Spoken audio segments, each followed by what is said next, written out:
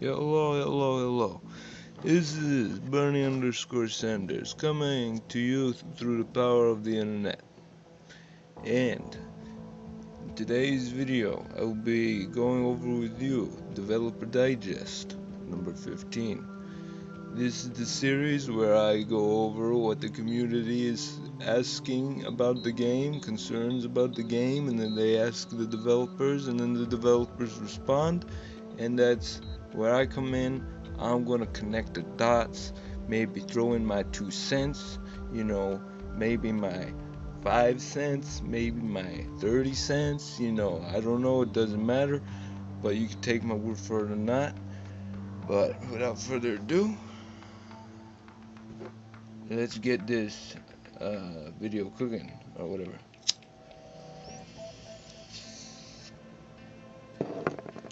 Battle loading in update 0.17 is too long. We are reworking loading screens in update 0.18, which will also improve load times.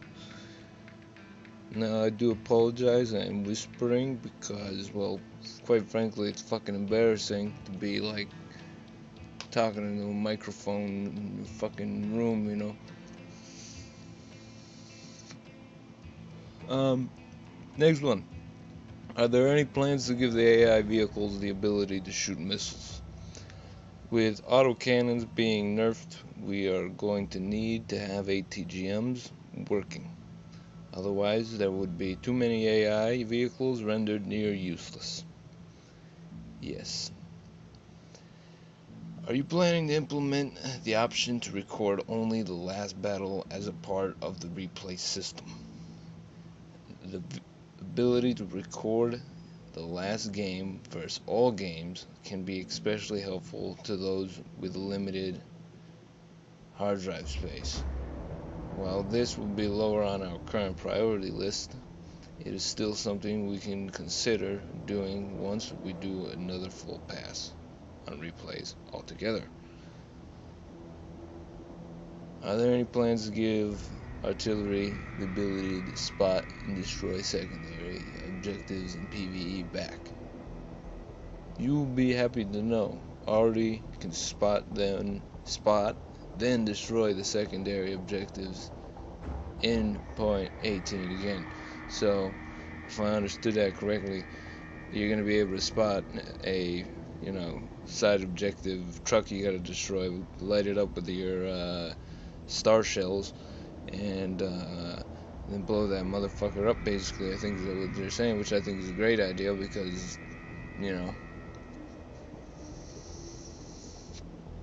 gives the player more opportunity to get the secondaries done or whatever.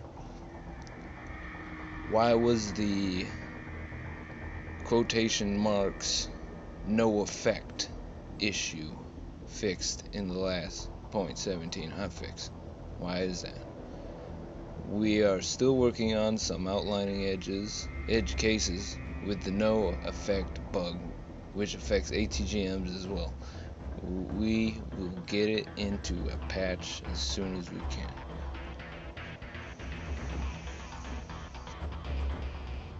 So that's gonna be fixed soon. No effect, hashtag no effect. That's what I wrote in the forums, hashtag no effect. Because everybody was using those keywords, no effect, no effect, no effect, no effect. Hashtag no effect. How far along is the global operation mode been in development? It seems like the Lords of War mode was pushed back because of it. We've been working on the mode since earlier this year. It's fairly fleshed out even for its initial release and has been tested and iterated on by groups of Western focus testers throughout its development. Some California, people, super testers, Californian super testers, the desert super testers. Any feedback we get once it goes live will be taken into account for future iterations and maps. We pushed Lords of War back because we got a lot of feedback from everyone and decided to make some changes before releasing it for its true prime time debut, because they don't want it to be a fuck up thing that, you know, because first impressions are seriously fucking important, like big time, like everywhere, not just first impressions of games. I mean, think about it. You're gonna freaking play Armored Warfare first time, you're gonna have a shitty experience. You're never gonna play it again. So they gotta freaking really, you know, make sure they don't fuck it up, basically. Plus, since it's being released around time of Balance 2.0, the new meta will have been put in place. And by the way, if you're new to Armored Warfare whatsoever, Balance 2.0 is going to completely it's going to completely change the game, basically. I mean, they're changing everything, view ranges and freaking light tanks, and oh my lord. I mean, will it be possible to spawn in global operations in another vehicle? We're currently locked into just one vehicle. This is mainly for performance reasons at this time. Anytime you add more potential vehicles to spawn in, you must also load those into memory. For lower spec machines, this can overload their RAM, their readily accessible memory. Ooh, see, I'm pretty good. My tech know-how, right? No, I'm just joking. In global operations, who gets to deploy pillboxes, UAVs, and bombers when there are multiple people capping the same circle? Is it the player with the most capture points, or can anyone do it? Very simple answer. The first person to enter the cap circle gets priority. So that's good. Wait till we hear about this, about the cap circling and stuff. Does the team earn more points for killing other players than for killing AI opponents? Yes, you take away more points from the enemy team for killing players over AI opponents. Holding capture points takes the most of them. Bots are there as just added elements to clear out, but they aren't intended to be a decisive element of the match. You do earn reputation credits for clearing them out though, so they aren't for nothing, which is very nice. I really think, I mean, maybe I'm just not thinking critically here, which I'm pretty sure I am, but global operations is going to be a damn big hit. Dude, it fucking is. I mean, if they get it right, they get it right. I mean, the only freaking company doing something like this in this sort of market thing. And anyway, will there be a separate stats tab available for global operations? Yes, there will be a separate glop stat tab in the Doorsy Air. So there you go. The number crunchers are gonna love that one.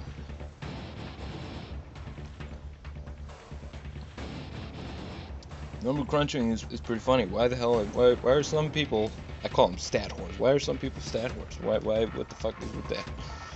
But anyway, we can do some stat whoring with this new stat tab we got here. Do tanks with capture bonuses get those bonuses applied to both primary objective and wild card captures? Got my damn tongue fucking moving around in strange formations and stuff. All caps operate the same. All caps operate the same, right? How will rewarding? Hold on, let me slow down a little bit. How rewarding will the global operations be? Global operations are balanced to provide 2.5 times the amount of rewards in a standard PvP match with all factors considered. And I was reading this earlier, and I basically come up with the conclusion is, well, if that's the case, well, there just simply ain't no damn reason to play regular PvP anymore, because more bonuses and you got these wild card point streak fucking things that are coming out, so it sounds pretty damn neat.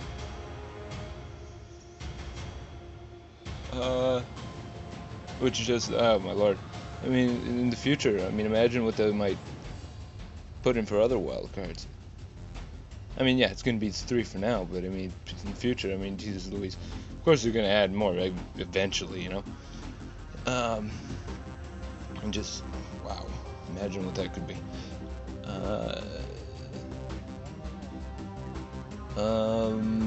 Will there be any global operation specific awards that aren't available through other game modes? They say not at launch, potentially later, which means yes, obviously later. Because this game's gonna have a fucking long lifespan, which, yeah, I shouldn't swear, but it's absolutely true. I mean, World Tanks is going strong right now, and they're already past 5 years.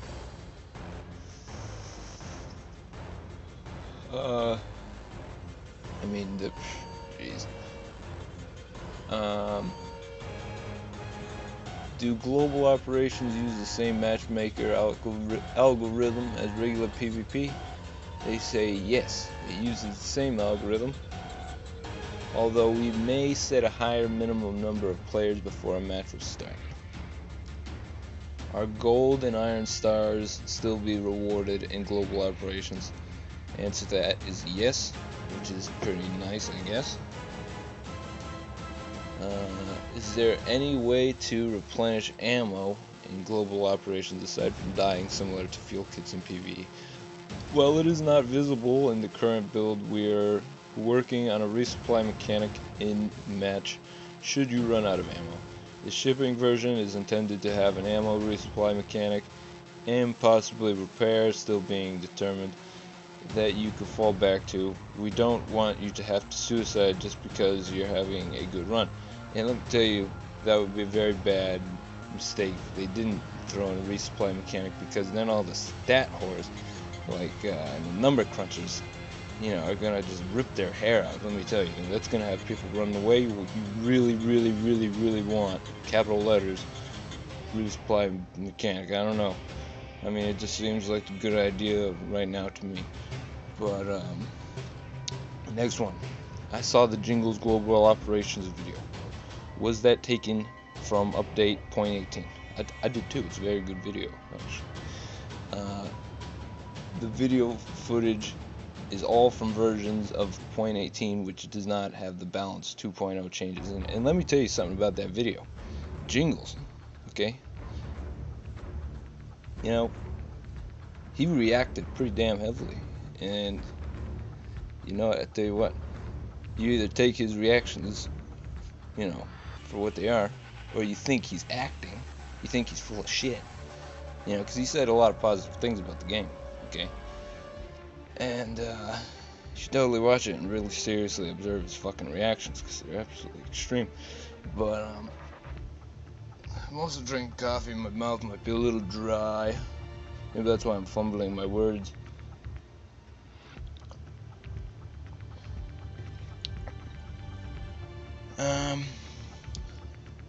I also saw a lot of non-MBTs in the mode. Is the mode MBT viable? Regarding taking MBTs or other classes, we've seen a lot more non-MBTs play this mode. Once people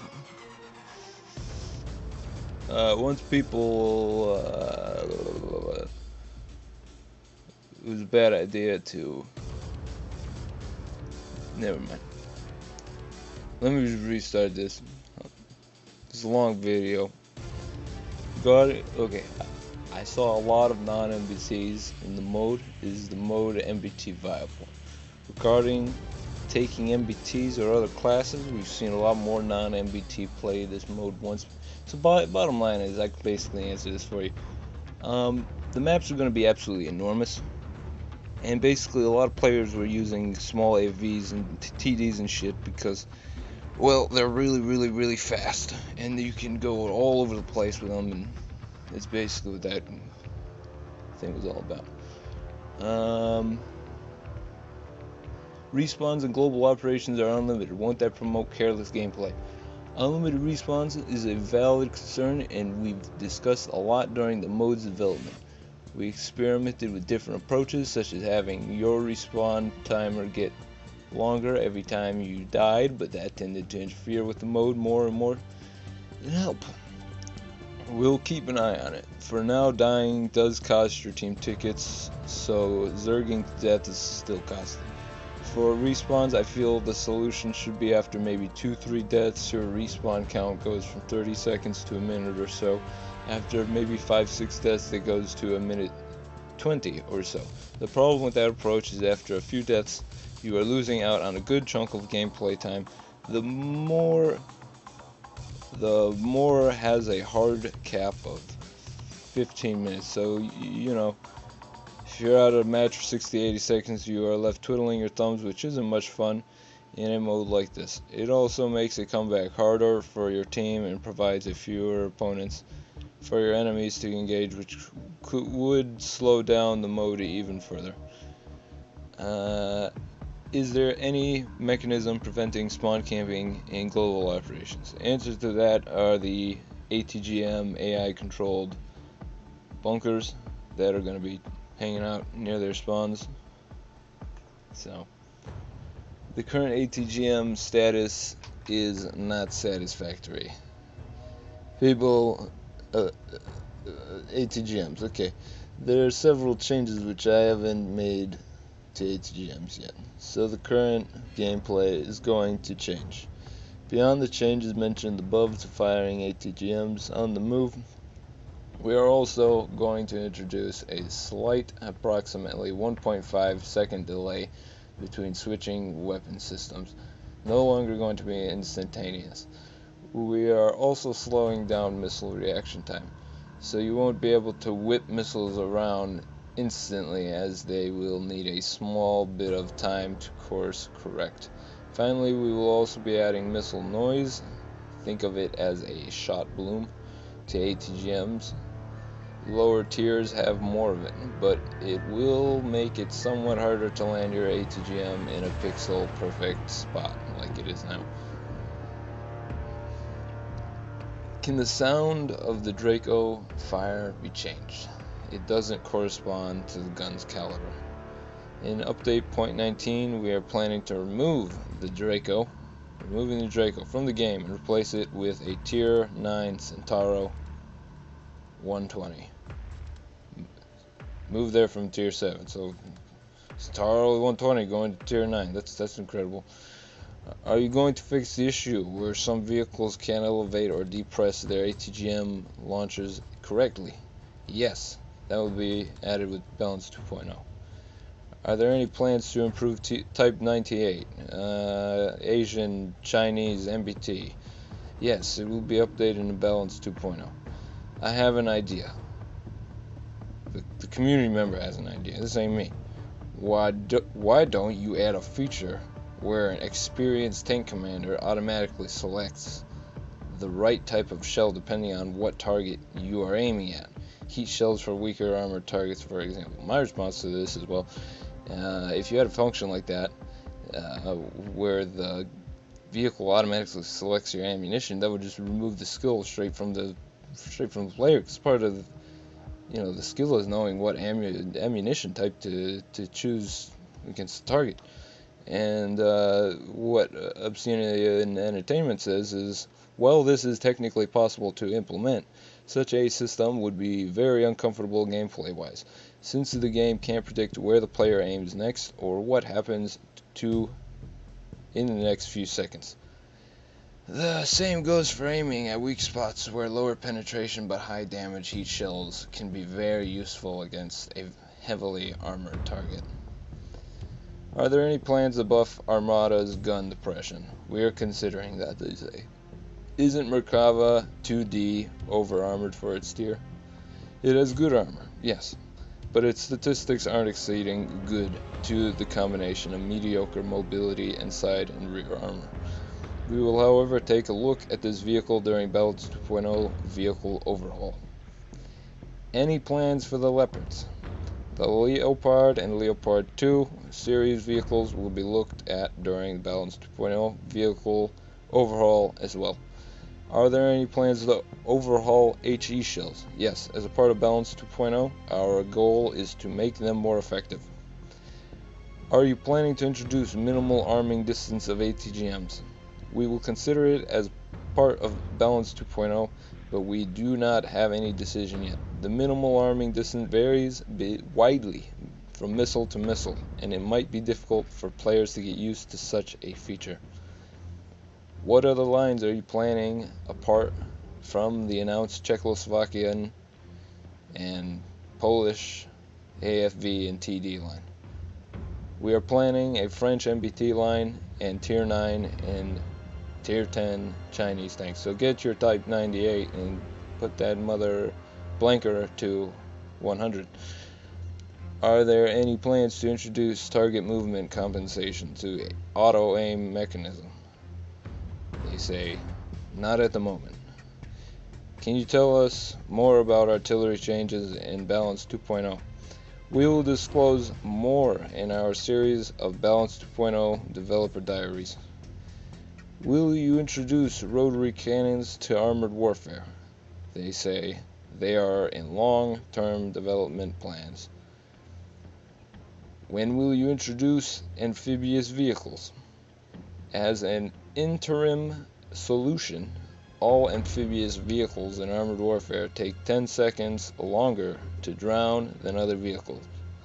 We are planning to work on the amphibious mechanics further. At this moment, we are considering options including letting the amphibious vehicle swim and introducing snorkel as a retrofit. Also, think about amphibious vehicles if you've made it this long in the video.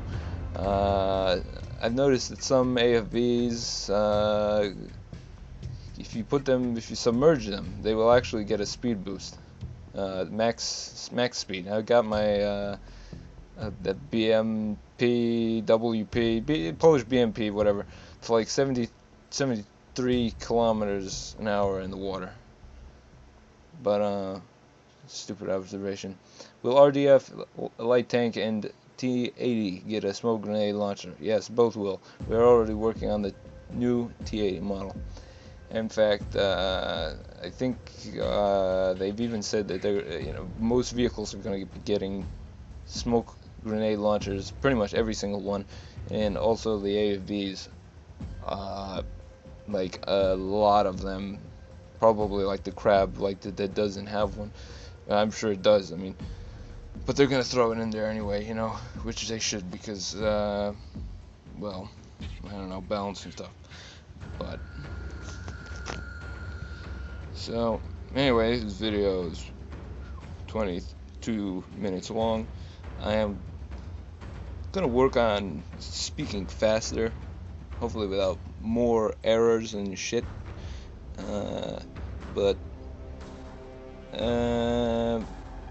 I don't know, ideas. See y'all later. See you on the NA server. Peace out. This is Bernie_Sanders. See you later.